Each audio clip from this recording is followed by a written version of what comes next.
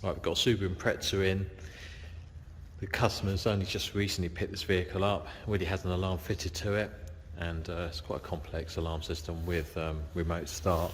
The customer don't want it in anymore, so it's come in for us just to remove it. See how we get on. Right, we have a relatively new Volkswagen Transporter T6.1. It's been converted as a camper van. Getting quite a few of these days. But if you come over here, what it's come in for is a ghost immobilizer, and with the ghost immobilizer, there's no intrusion on the actual dash itself, and that's why there's a lot of people who like those. It protects the vehicle from theft, but there's nothing visual, and you're not creating any holes or anything like that on the actual dash itself. So it's active at the moment. I'm going to try to start it. It starts and it just cuts it out. So what we need to do is enter the PIN code.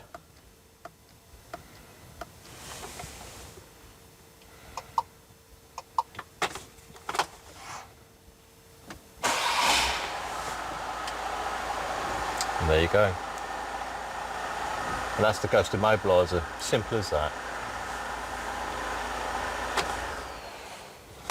Here we have a motorhome. It's based on the Fiat Ducato. There's so many different variations of it. It depends who actually build them at the time.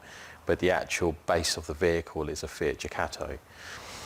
With these motorhomes, we install quite a few security products. We do all different ranges of tracking systems for insurance purposes. Some even want it for self-management, so just monitor it themselves, just to get battery alerts and things like that as well.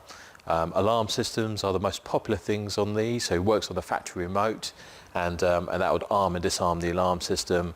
We put wireless switches in them, like on the garage doors, on the habitation doors, so we're not running cables all the way through the motorhome itself, which is not ideal, especially when it's all built, and things like immobilisers as well. On this particular one, we've done a tracker and an immobiliser, so let me show you.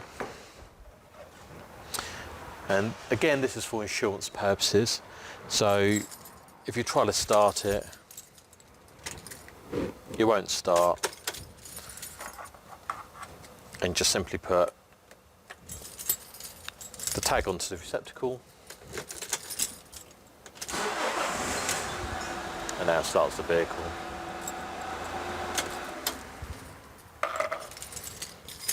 Simple as that.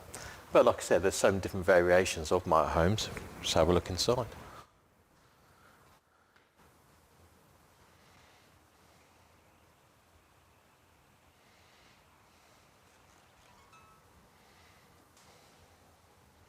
And if you do have one and you need it secure, just give us a call and we'll give you advice on what way forward to go with that. Okay, we have a Subaru Forester, and it's coming for front and rear dash cam. The dash cam we normally install is the Thinkware, and in this particular vehicle we fitted the Thinkware F800 Pro, front and rear. So this is the image that's actually coming out for the dash cam itself. If you have a look, that's the front camera. And then if we go into the rear, and that's the rear camera. It's only seeing our back wall, so nothing interesting there.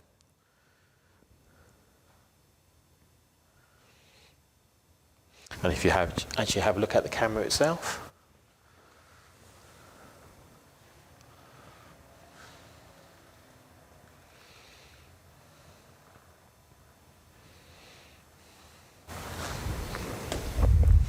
and this is the rear one.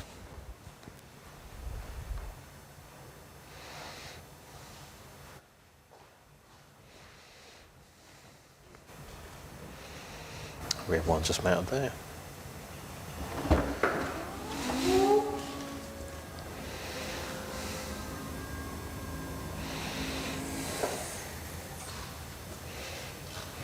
Right, I just want to say one thing.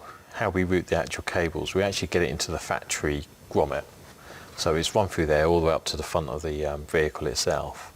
But as you can see, there's no wires shown at all. It's all hidden. The only bit of wiring you see is just coming out of the camera. That unfortunately we can't do anything about. but we do make our efforts to hide the rest of the cabling, so you just don't see it. We did have a customer come in not long ago who asked us to install one of their own front and rear dash cams, and they had this national company come in, I'm not going to name any names, to actually install it for them, and for whatever reason they couldn't do it, so they removed it. So he asked us if we could do it, which wasn't a problem at all. I decided to inspect the vehicle first before actually cracking on with it, and what I noticed just here on the grommet itself, they did a cut right along here. The issue is that this is the water line. This is where, when it rains, the water just basically comes along here, and it'll just dribble all the way down there and come out the vehicle that way. Hence why you have this rubber here to protect it from actually prevent the water from actually going inside. And so these grommets are essential that they're actually sealed. And what they did to speed things up a little bit, or whatever reason they had, they decided to cut the grommet there and obviously use that to run the cable out and round the back there, just to make life easy for them. We obviously want to do things properly, and the way it should be done properly is no cuts made in that grommet, and you need to spend that time in getting the cable through, which does add a bit of time, but at least it's done properly. And the main thing is to keep this all waterproof. But yeah, apart from that, that's a Thinkware front and rear dash cam. Here we have a Vauxhall camper van. The customer needed an alarm system for insurance purposes, so what we did was a CAN bus upgrade alarm system, so it's the auto watch, and how it works as if it's got a factory alarm system, because these do not come with any alarm system whatsoever apart from the immobilisation, the factory immobilisation. So what this does, it basically adds an alarm system to the existing immobiliser, but the way it works is if it's factory. So there's no intervention from the customer at all to actually do anything different than what he normally does. So when he comes to unlock it, it disarms the alarm system. Using his factory key, just jump in, start it up and drive off. And same wise, just locking it. And that basically just arms the alarm system as well, and just walk away. All the doors are protected, bonnet's protected, and also interior sensor as well. So any breaking into the vehicle, smash the windows, anything like that will trigger the alarm system off. Just simple to use, and it's Thatcham approved. Here we have a Ford Fiesta ST Mk7, very popular car, especially in the Ford scene. Unfortunately, these are stolen on a regular basis as well. So we added extra security to this vehicle because it is a completely keyless system. We fitted the Viper 106V, which is a Category 2 insurance approved immobiliser. So if we try to start it, as you can see, it won't start. So we have the receptacle. Disengage the immobiliser.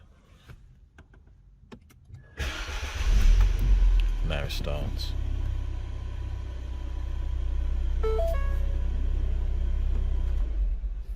Very easy to use, but at least it protects the vehicle. Right, back to the Subaru Impreza.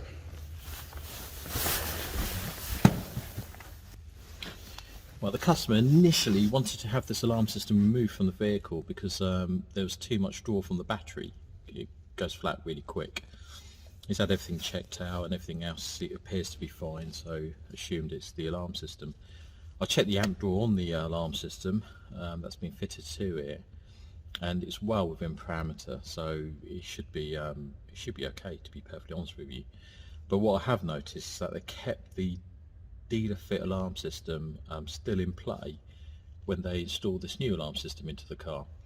So the dealer fit alarm system itself was still immobilising the vehicle, but however there was nothing to actually arm it and disarm it, and nothing to demobilise it. So if there was a fault in the alarm system, and they just left it in there. So if you just simply unplug it, the vehicle won't start. So it's strange that that alarm system never actually immobilised the vehicle and stopped it from starting to begin with. So yeah, a bit of an odd one. So I disconnected that alarm system, the dealer fit one, and bypassed the immobilisation as well. So is this aftermarket system that's been put in afterwards, that's the only thing that's now immobilising the vehicle, and that dropped quite a bit of the current. So that was creating a considerable amount of current draw to the alarm system. So bit of an odd one why they installed it in that particular way, but hey, you know, these things do happen, and just trying to solve problems.